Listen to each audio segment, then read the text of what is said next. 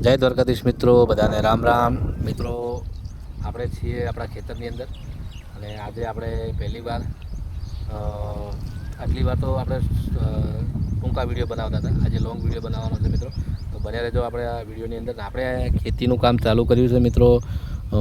નવી સિઝનની શરૂઆત કરી છે. ખેતી તો આપણે વર્ષોથી કરીએ જ છીએ, કેમ કે બાપ દાદા પણ કરતા હતા ને આપણે પણ કરવાની જ છે મિત્રો. અને આનાથી આપણે ઉજળા પણ છીએ.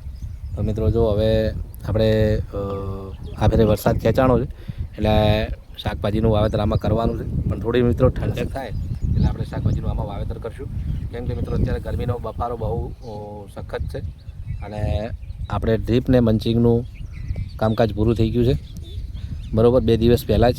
કેમ કે મિત્રો આ વિડીયો આપણને ટાઈમ મળ્યો નહોતો ને આપણે બનાવ્યો હતો નહીં.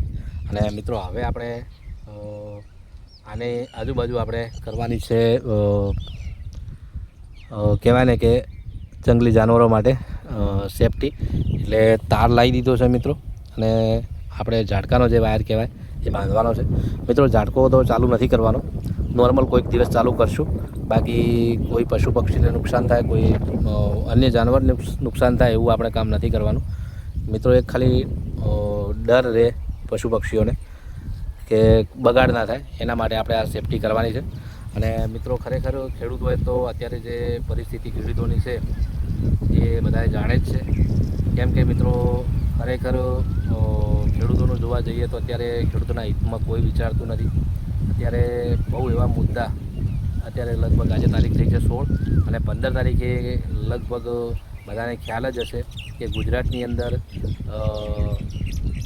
કાઠિયાવાડની અંદર જે કોંડ ગામ આવેલું છે ત્યાં શું પ્રોબ્લેમ ચાલ્યો છે, શું થયું છે એ મિત્રો કદાચ તમે સોશિયલ મીડિયાના માધ્યમથી કે ન્યૂઝના માધ્યમથી જાણતા જ હશો. તો મિત્રો ખરેખર ખેડૂત હોય તો આ વિડીયોને લાઇક કરજો અને નવા હોય તો મારા યુટ્યુબ ચેનલને સબસ્ક્રાઈબ કરવાનું ના ભૂલતા.